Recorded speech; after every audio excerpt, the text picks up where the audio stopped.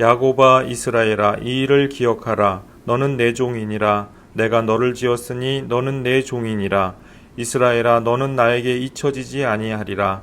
내가 네 허물을 빽빽한 구름같이 네 죄를 안개같이 없이 하였으니 너는 내게로 돌아오라. 내가 너를 구속하였음이니라.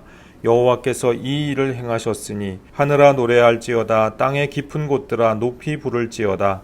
산들아 숲과 그 가운데의 모든 나무들아 소리내어 노래할지어다. 여호와께서 야곱을 구속하셨으니 이스라엘 중에 자기의 영광을 나타내실 것이미로다. 내 구속자여 모태에서 너를 지은 나 여호와가 이같이 말하노라. 나는 만물을 지은 여호와라. 홀로 하늘을 폈으며 나와 함께 한 자 없이 땅을 펼쳤고 헛된 말을 하는 자들의 징표를 패하며 점치는 자들을 미치게 하며 지혜로운 자들을 물리쳐 그들의 지식을 어리석게 하며 그의 종의 말을 세워주며 그의 사자들의 계획을 성취하게 하며 예루살렘에 대하여는 이르기를 거기에 사람이 살리라 하며 유다 성읍들에 대하여는 중건될 것이라.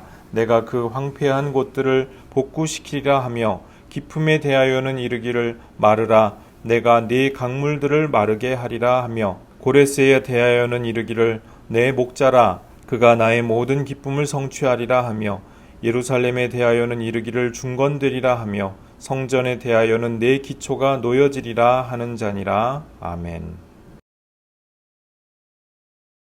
제2 이사야 42장에서 43장 중반 정도까지가 이사야서에서 두 번째 큰 덩어리 또는 제2막이라고 볼 수 있는 그러한 부분인데요. 오늘 본문 가운데에서 23절 정도까지가 그 두 번째 큰 덩어리가 마무리되는 그 부분이라고 할 수가 있습니다. 21절에서 23절을 보면은 계속해서 찬양을 하라 라고 하는 이 찬양에 대한 권유가 나오는 것을 볼 수가 있죠. 이 찬양에 대한 권유로서 제2 이사야서의 첫 번째 부분도 이렇게 찬양에 대한 권유로서 끝나는 것을 알 수가 있습니다. 제2 이사야의 첫 번째 제1막, 그러니까 42장 전반부에서도 역시 새 노래로 찬양하라 라고 하는 찬양의 권유로서 끝맺었는데요.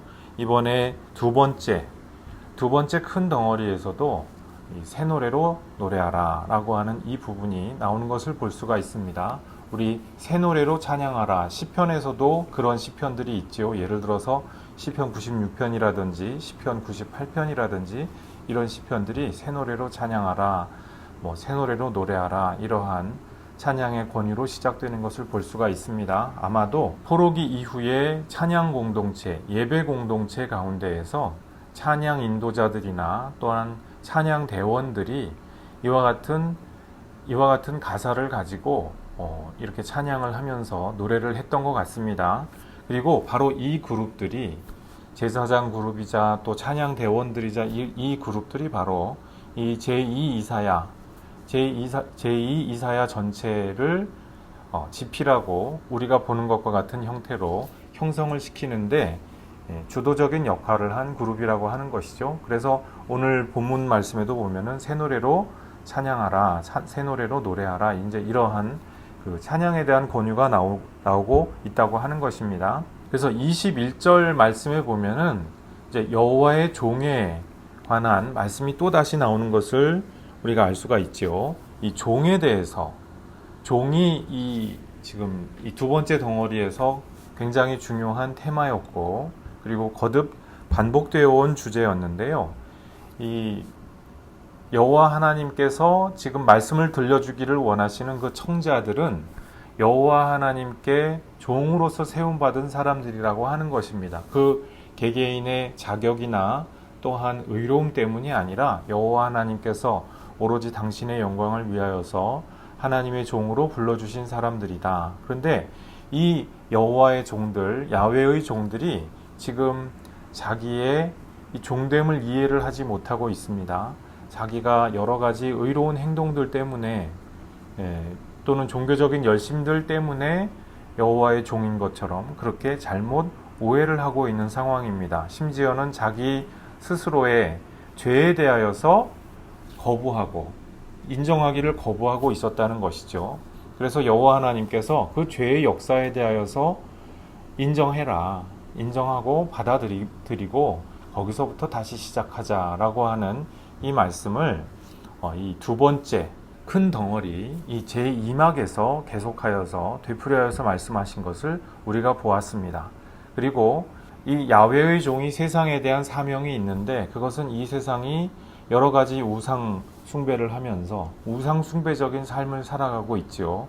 거기에 대하여서 이 세상 권력과는 구분이 되는 야훼의 종의 길, 하나님께서 보여주시고자 하는 그 뜻과 경륜을 따라가는 그 야훼의 종의 길을 세상에 보여주는 것, 그것이 세상의 희망이 될 것이다 라고 하는 그와 같은 말씀을 했습니다. 우리 바로 앞단락에서는요, 우상 제작자들에 대한 비판이 나오고 있었죠. 이 세상에 보이는 것들을 가지고 자기 욕망을 따라서 자기 아름다움을 따라서 뭔가 이렇게 만들어서 그것을 신이라고 부르고 그 욕망을 따라서 살아가고자 하는 사람들, 이제 거기에는 희망이 없다. 그것은 무익한 것이다라고 하는 그와 같은 말씀을 했습니다. 그럼 야훼의 길은 어떤 것이냐? 사실은 이 세상에 우상 숭배로 가득한 이 세상 가운데에서 이 야훼의 종들로서 선택받은 사람들 역시 우상 숭배적인 삶을 살아가고 있는 것이었습니다. 하나님께서 고레스라고 하는 역사적인 인물을 통하여서 새로운 역사를 일으키시고 역사의 새로운 경륜이 성취되는 그 과정을 통하여서 하나님이 여호와의 새로운 일들, 새로운 그 싹이 나도록 하시는 그와 같은 일들을 목도를 하게 하시는 그 모든 광경 가운데에서도 이 지금 이스라엘 사람들이 우상 숭배의 삶을 온전히 내려놓지 못하고 있다고 하는 것이죠. 그래서 이사야 선지자, 제2 이사야 선지자만이 아니라 예레미야나 에스겔 역시 이 우상숭배적인 삶을 내려놓자. 그것만이 살 길이다. 여호와 하나님께 다시 돌아갈 수 있는 길이다 라고 하는 것을 여러 군데에서 말씀하고 있는 것을 볼 수가 있습니다. 21절에 보니까요, 야곱아 이스라엘아 이 일을 기억하라 했습니다. 여기서 기억하라고 하는 것은 그냥 과거의 일을 이렇게 현재의 눈앞에 있는 것처럼 보이게 하는 그런 의미에서의 기억이 아니고요. 마음에 담아둔다는 뜻입니다. 마음에 담아두고 숙고해 보아라, 성찰해 보아라, 그 말씀이지요. 하나님께서 우리에게, 하나님의 택한 백성들에게 성찰해 보도록 요청하시고 그리고 이끌어 주시는 그 일이 무엇입니까? 너는 내 종이니라 내가 너를 지었다라고 하는 것입니다. 하나님께서 우리를 종으로 부르셨는데 그 종은 어떠한 종이냐? 친히 지어주신 그 종이라는 것이죠. 손수 지으셨다는 것입니다. 이 지었다라고 하는 히브리 동사를 보면은요, 이 우상 숭배자들이 자기 우상을 만들 때 그 만들었다고 하는 동사와 똑같은 동사를 사용합니다. 그래서 우상 숭배자들이 손수, 나무를 깎아내고 돌을 깎아내고 하면서 자기의 신들을 만들어내는 것처럼 하나님께서는 친히 하나님께서 손수 사람들을 지어내셨다. 당신의 형상으로 지어내셨다. 하나님의 형상은 바로 우리 인간 자신이다 라고 하는 것을 지금 말씀을 한다고 하는 것입니다.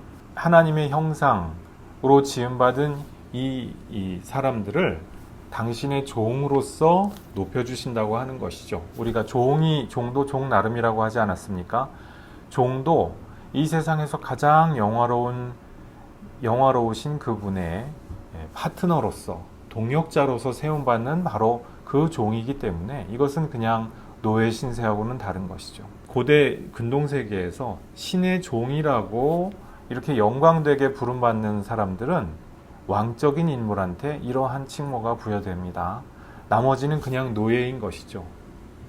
글자 그대로 부려먹는 종인 것이지 이렇게 영광된 동역자로서의 종은 아니었던 겁니다. 그런데 하나님께서 당신의 택하신 백성들을 부르시고 내가 너를 손수 지었다. 어떤 의미에서 지었느냐? 우리 뒤에 이제 말씀을 보면은 모태에서 지었다.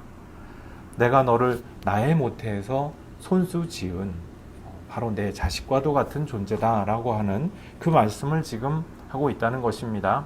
여호와 하나님께서 마치 어머니가 자기 자식들을 잊어버릴 수가 없는 것처럼 항상 마음에 품고 간직하는 것처럼 여호와 하나님께서 당신의 택하신 종들을 결코 잊지 아니하시고 항상 마음에 간직하신다 라고 하는 것입니다. 그렇기 때문에 너희들도 이것을 마음에 꼭 간직하고 여기에 대하여서 깊이 생각해 보려무나 21절 말씀에서 바로 이것을 말씀을 한다고 하는 것입니다. 22절입니다. 내가 내 허물을 빽빽한 구름같이 내 죄를 안개같이 없이 하였으니 너는 내게로 돌아오라. 내가 너를 구속하였음이니라. 호세아서 13장 1절에서 3절 말씀을 보면은요, 우상 숭배자들의 운명에 대하여서 말씀하는 것을 볼 수가 있습니다. 마치 그 아침 안개가 일순간에 사라지는 것처럼 우상 숭배자들은 일순간에 사라질 것이다 라고 이렇게 굉장한 위협의 말씀을 하는 것을 볼 수가 있지요. 그래서 죄사함은 결코 간단하고 쉽지 않습니다. 오라 우리가 함께 여호와께로 돌아가자. 2, 3일만 우리가 열심히 회개하면 우리가 다 용서받을 것이다 라고 호세아 선지자가 규탄하고 있는 이 백성들의 모습이 그러한 불성실한 회개의 모습이었거든요. 호세아가 말씀하고 싶어하는 것은 회개가 그렇게 간단하고 성의 없이 해도 되는 것은 아니라는 것입니다. 그런데 지금 오늘 22절 말씀에서는요, 돌아오기만 하면 된다. 이 정반대의 지금 말씀을 하고 있는 겁니다. 마치 너의 허물이 빽빽한 구름같이 그리고 안개같이 없이 하여버렸다. 이미 다 없이 하여버렸다는 것입니다. 여호와 하나님께서 택하신 백성들의 죄를 그처럼 쉽게 다 사하여 주시겠다 라고 지금 말씀을 하시는데요. 마치 이 속죄가 굉장히 쉬운 것처럼 말씀하십니다. 그런데 사실은 쉽지가 않죠. 여기서 죄라고 하는 것은 범죄를 이야기합니다. 특별히 반역죄를 말씀을 하는데요. 이 반역에 대하여서 이사야서 57장 4절에 보니까 이런 말씀이 있습니다. 너희가 누구를 희롱하느냐, 누구를 향하여 입을 크게 벌리며 혀를 내미느냐, 너희는 패역의 자식, 거짓의 후손이 아니냐. 그러니까 여호와 하나님 앞에 이스라엘 백성들이 죄를 범하였으되 작은 허물과 실수가 아니고 그냥 고의적으로 반항하고 저항하고 그리고 반기를 들었다. 반역자들이다. 이렇게 지금 규탄을 하고 있는 것을 볼 수가 있죠. 지금 말씀하는 이 죄에 사용되고 있는 히브리 말이 바로 이것입니다. 그래서 그냥 죄가 아니고 반역죄인데 하나님께서 모두 다 사하시겠다는 것입니다.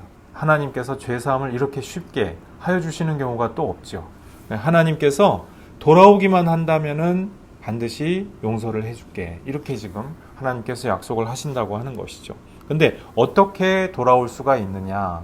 그 근거를 잘 생각하고 숙고를 하여 본다면은 이 돌아가는 것이 결코 어렵지 않으리라고 하는 것이죠. 왜냐하면은 여호와 하나님께서 구속하셨기 때문에. 구체적으로 어떻게 구속하셨습니까? 고레스라고 하는 역사적인 인물을 일으키셔서 절대로 불가능할 것 같아 보였던 그 일들이 일어나게 하셨죠. 역사적으로 출애굽 때 홍해에서 사람들을 구해내셨죠.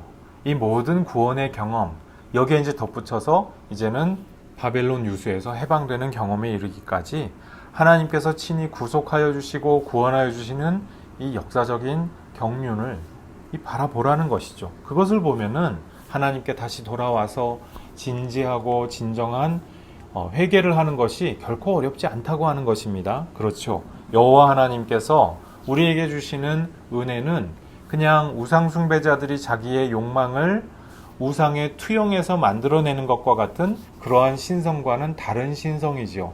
하나님께서 우리 가운데에서 역사적으로 실제로 입증하여 주시는 그 신성이라고 하는 것입니다. 그래서 여호와 하나님께서 우리에게 은혜를 주실 때 우리가 돌아오는 것, 이것이 합당하고 마땅하다고 하는 것입니다. 23절입니다. 여호와께서 이 일을 행하셨으니 하늘아 노래할지어다, 땅의 깊은 곳들아 높이 부를지어다, 산들아 숲과 그 가운데의 모든 나무들아 소리내어 노래할지어다. 여호와께서 야곱을 구속하셨으니 이스라엘 중에 자기의 영광을 나타내실 것이미로다.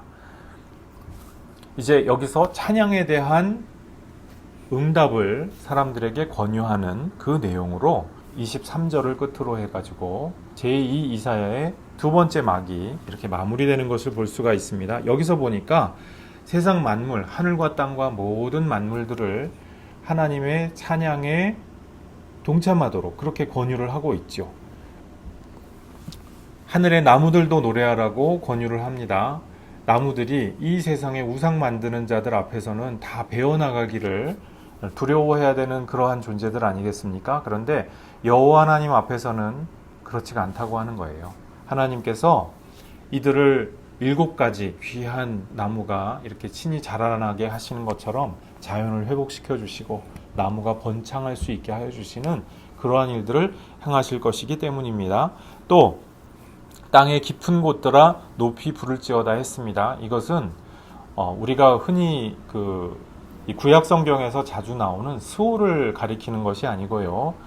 땅의 낮은 지대를 이야기하는 것입니다. 아주 낮은 골짜기와 그런 것을 이야기하는 것이죠. 그런 곳들도 다 함께 높이 부를지어다. 이제 그 말씀을 하고 있습니다. 여호와 하나님께 야곱의 구속, 이스라엘의 그 구속에 대하여서 노래하고 찬양하자라고 하는데요. 자, 이스라엘 중에 자기 영광을 나타내실 것이미로다. 이렇게 기록을 합니다. 그런데 이 영광이라고 하는 이 낱말이 굉장히 재미있습니다. 이것이 뭐냐면은요. 우리 보통 영광이라고 하면은 카보드라고 하는 말을 많이 사용을 합니다. 그런데 여기에 영광은 그 카보드가 아니에요. 이것은 자기의 아름다움을 나타내시리로다. 아름다움입니다. 우리 44장 13절에 보니까요. 목공들이 사람의 아름다움을 따라 사람의 모양을 만들어 집에 둔다. 이랬습니다. 그러니까 목공들이 자기 우상을 만들 때 사람의 아름다움을 따라 만든다 이랬거든요. 그런데 이 아름다움에 사용되는 히브리 말이 바로 여호와 하나님의 영광을 이야기할 때 나타내는 그 히브리 말과 똑같은 말입니다. 목공들이 만들어내는 형상은 어떤 것입니까? 사람의 형상을 따라서 사람을 위하여서 만들어낸 그 욕망의 우상이지요. 그런데 여호와 하나님께서 나타내실 그 영광은 무엇입니까? 그 영광, 여호와 하나님의 아름다움은요, 다름이 아니고 여호와 하나님의 종들이라는 것이에요. 여호와 하나님께서 이 종들을 지금 나타내실 것이다. 역사 경륜 가운데에서 바로 이 말씀이 선포되는 것을 듣고 있는 바로 여러분들을 하나님의 아름다움이자 영광으로서 이 세상 가운데 드러내실 것이다 라고 하는 바로 그 말씀입니다. 그래서 이 말씀은 놀라운 말씀이죠. 여호와 하나님께서 야곱을 구속하시고 이스라엘 중에 당신의 영광을 나타내신다. 당신의 택하신 자녀들이 일어나는 것을 보게 하실 것이다. 이미 여호와 하나님께서 구속을 다 성취하셨습니다. 그런데 그 일들에 대하여서 증언하고 그리고 찬양할 진정한 종들, 그 종들이 바로 여호와 하나님의 영광이요, 또한 여호와 하나님의 아름다움이다. 지금 23절에서 이와 같이 하나님께서 말씀을 하셨습니다. 24절입니다. 내 구속자여 모태에서 너를 지은 나 여호와가 이같이 말하노라. 나는 만물을 지은 여호와라. 홀로 하늘을 폈으며 나와 함께 한 자 없이 땅을 펼쳤고. 여호와 하나님께서 구속을 하셨는데 이 하나님의 구속 행동은요, 창조 행동이라는 것입니다. 구속은 곧 창조다라고 하는 그 말씀이죠. 모태에서 여호와 하나님께서 당신의 종들을 친히 당신의 자식과도 같이 잉태하시고 낳으셨다. 지금 24절 말씀에서 이것을 말씀을 하는데요. 여기서 또 놀라운 말씀이 만물을 지은 여호와다. 바로 그 다음에 또 나옵니다. 그러니까 이 세상 만물을 당신의 품 안에 품으시고 그리고 이 세상에 태어나게 하신 그와 같은 창조주 하나님이시다. 우리 창세기 1장에 보면은 하나님의 영이 수면 위에 운행한다고 하지 않습니까? 그런데 그 운행한다고 할 때 새들이 알을 품을 때 바로 그 모습을 묘사하고 있다고 하는 것이죠. 그래서 여호와 하나님께서 만물을 당신의 품 안에 품으시고 그리고 만물이 태어나게 하시는 바로 그분이시다라고 하는 것입니다. 홀로 하늘을 폈으며 나와 함께 한 자 없이 땅을 펼쳤다. 여호와 하나님께서 이렇게 선언하십니다. 오늘날 과학이 발달해서 이제 우주의 생성과 그리고 탄생 역사에 대해서 우리는 고대인들보다 훨씬 더 잘 알 수 있는 위치가 되었죠. 오늘날 우리 시대에 이제 과학자들이 소위 말하는 기독교 신앙하고 관계없이 연구해서 도달하게 된 결론들이 있습니다. 그것이 인간이 우리 세상에 나타나게 된 것이 결코 우연이 아닌 것 같다라고 하는 거예요. 미세하게 조정된 우주인 것 같다라고 하는 미세 조정 우주론이라고 하는 것을 이야기하시는 분들이 반드시 기독교인들은 아니라고 하는 것이죠. 그 과학자들이요. 그분들이 이야기를 하시기를 이 우주에는 어떤 인간 원리 같은 것이 있다. 마치 이런 것들이 인간들이 나타나기를 오래전부터 처음부터 작정이 되었던 것이 아니겠느냐 하는 그러한 생각이 든다. 저명한 과학자들이 이런 얘기를 하는 것을 들을 수가 있습니다. 그러니까 이제 저희 같은 목사들이 그런 얘기를 하면 그러려니 할 수가 있는데요. 과학자들이 그런 얘기를 한다고 하는 것이죠. 그것도 이 수학을 가지고 우주의 이치와 질서를 설명하고 싶어하는 이 과학자들이 말입니다. 그런 얘기를 지금 하게 되고 있다고 하는 것이죠. 하나님께서 이 세상에서 아무것도 없는 것 가운데에서 이 만물을 펴셨죠. 어떻게 펴셨느냐? 어떤 그 누구의 도움도 없이 현재 이 모습대로 될 수 있도록 그렇게 이 세상을 펼쳐 주셨다는 것입니다. 이 우주상수라고 하는 것이 존재한다고 하는데요. 이 우주상수의 값이 아주 미세하게 조금만이라도 변화된다면은 지금 현재 이 우주는 우리가 알고 있는 이 모습대로가 될 수가 없다고 합니다. 우주상수라고 하는 것을 누가 정했느냐? 마치 누가 정한 것 같고 그리고 그 가운데에서 우리가 지금 나온 것만 같다 라고 하는 이것이 과학자들이 오늘날 논의를 진행하고 있는 하나의 중요한 이슈 중에 하나라고 하는 것입니다. 그래서 여호와 하나님께서 이 세상을 홀로 지으셨다는 것, 이것은 이 제2 이사야 이 예언자 시대에 이 예언자 그룹으로서는 당대의 과학기술, 과학문명을 배경으로 해서 지금 이와 같은 신앙 고백을 한 것이죠. 당대의 과학기술 문명에 따르면은 이 세상은 여러 신들이 계보를 이어가면서 탄생하고 낳고 하는 중에 세상이 만들어졌다. 이러한 세계관을 갖고 있었는데 여호와 하나님을 믿는 그 야훼 신앙의 입장에서 보니까 이거는 아니라는 것이죠. 그래서 이제 거기에 대하여서 홀로 하늘을 펴셨다. 나와 함께 한 자 없이 땅을 펼쳤다. 이렇게 지금 창조주 하나님의 그 사역에 대하여서 고백을 하고 있는 것을 볼 수가 있습니다.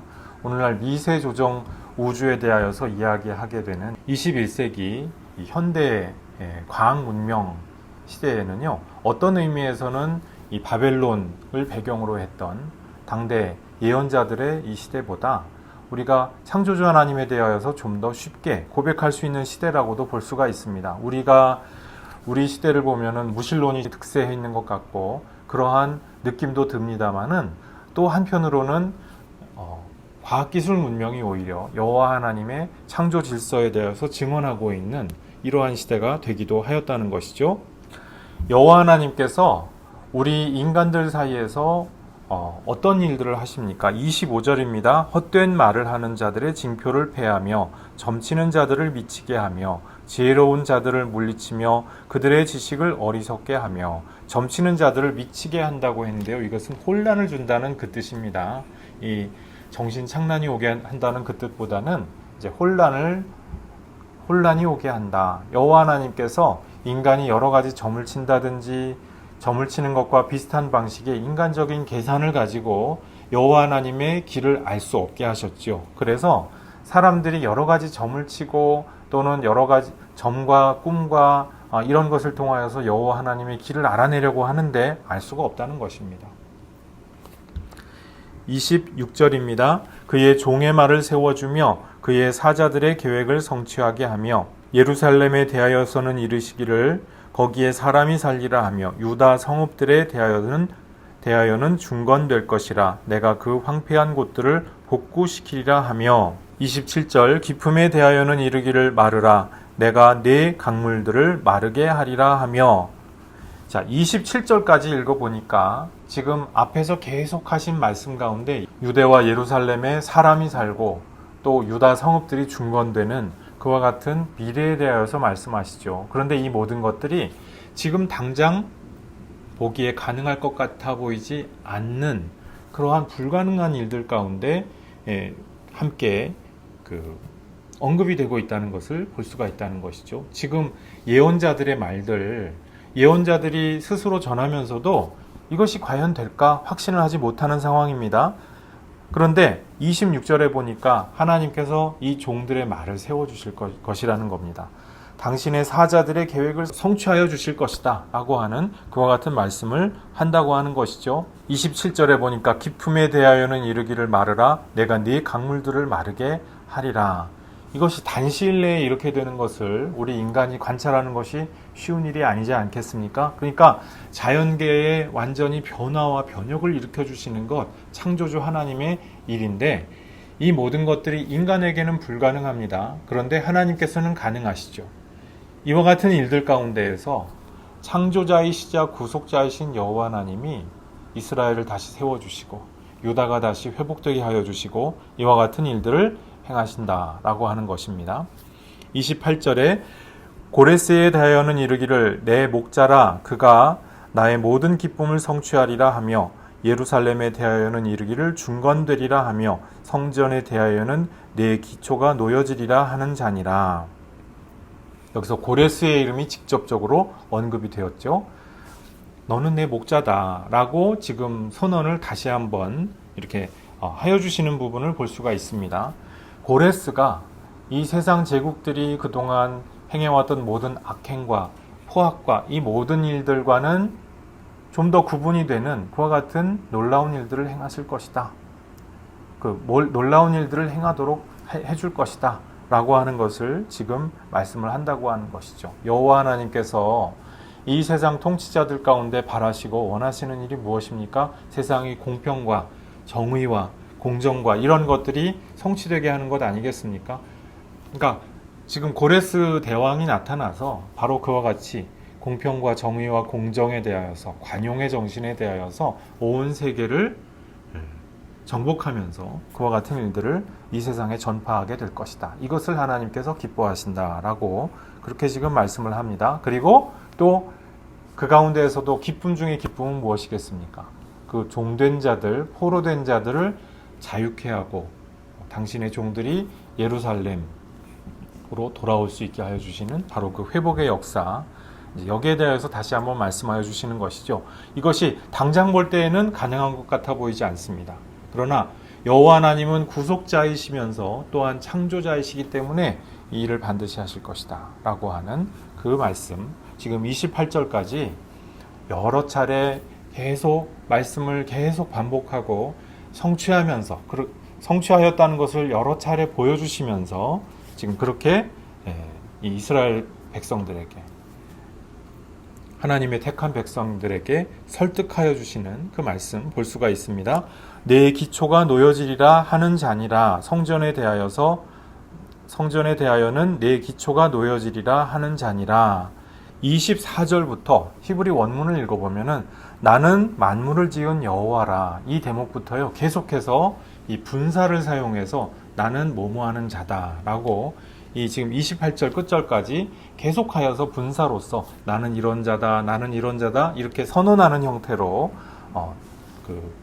하나님께서 당신 자신을 듣는 사람들에게 이렇게 소개하여 주시는 그러한 말씀으로 되어 있습니다. 그러니까 성전을 다시 세워주시고 기초가 놓여지도록 하는 자다. 지금 그렇게 당신을 소개하시는 대목으로 그렇게 이제 마무리가 되는 것이죠. 우리말 번역에서는 이것을 하나로 처리했습니다만 원문에서는 계속 나는 이런 자다라고 하는 것이 24절부터 계속 나온다고 하는 것입니다. 그래서 하나님께서는 창조주 하나님이시고 구속주 하나님이시기 때문에 우리를 결코 버리시지 않는 분이십니다. 나는 스스로 있는 자다 이렇게 모세에게 당신을 소개하지 않으셨습니까? 그런데 그때 나는 야훼다 이것이 어떤 고유명사 야훼를 소개하신 것이 아니고요. 나는 스스로 있는 자다.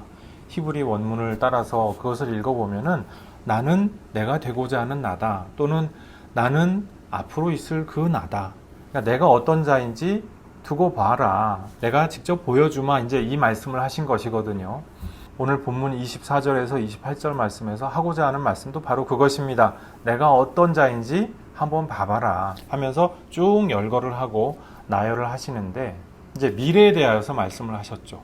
앞으로 행하실 일, 예루살렘 중건을 비롯해서 여러 가지 지금 당장 눈으로 볼 때에는 이 황폐한 도성, 사람도 살지 않는 도성에서 불가능해 보이는 일들이 가능하게 하시는 바로 그 일들 행하시는 그 창조자 하나님이시다 라고 하는 것입니다.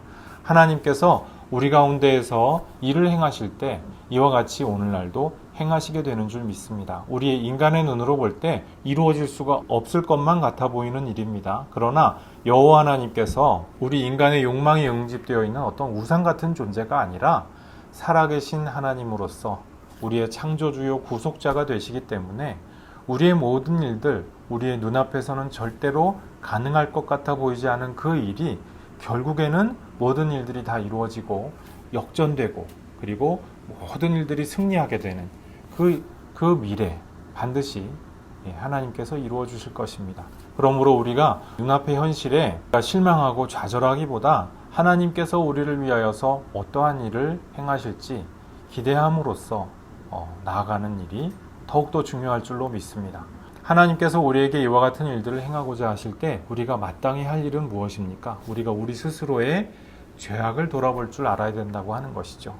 우리가 우리 앞에 있는 죄악들, 여호와 하나님께 반역하고 하나님을 무시하고 또 하나님의 뜻과는 반대로 우리 마음대로 행하였던 모든 우리의 지나온 허물과 잘못된 선택들, 이 모든 것들에 대하여서 하나님께 인정하고 그리고 거기서부터 하나님의 구속의 역사가 새롭게 시작되고 그리고 꽃 피어나갈 수 있도록 그렇게 하나님께 우리 스스로를 내어드리는 그 믿음이 우리에게 요청되고 또한 요구될 줄로 믿습니다. 이와 같은 믿음으로 하나님께 새 노래로 찬송드리기에 부족함이 없는 하나님의 백성들로 모두 세움받으시기를 주님의 이름으로 축복합니다. 기도하시겠습니다. 아버지 하나님 감사합니다. 하나님께서 우리를 모태에서부터 품어주신 것처럼 당신의 자식으로서 품어주시는 것처럼 우리를 손수 지으신 자들이요 또한 하나님의 형상으로서 우리를 하나님의 종으로서 세워주고 계심을 믿습니다. 아버지 하나님, 우리 생각과 우리의 계산으로 볼 때에는 절대로 불가능할 것 같아 보이는 모든 회복의 역사 그리고 하나님의 구원 경륜 이 모든 것들 우리가 이루는 것이 아니라 하나님께서 친히 창조하여 주시고 또한 구속하여 주실 하나님의 이름을 고백합니다. 하나님께서 이 모든 일들 반드시 이루어 주셨고 또 이루어 주고 계시며 앞으로도 반드시 이루실 것임을 믿고 신뢰하기를 원합니다. 아버지 하나님 우리에게 믿음을 더하여 주시며 하나님의 그 위대한 일들을 기대하고 바라볼 수 있는 믿음의 장부들 모두 될 수 있도록 우리 심령을 주님 복내려 주시고 함께하여 주시옵소서. 감사드리옵고 예수님 이름으로 기도드리옵나이다. 아멘.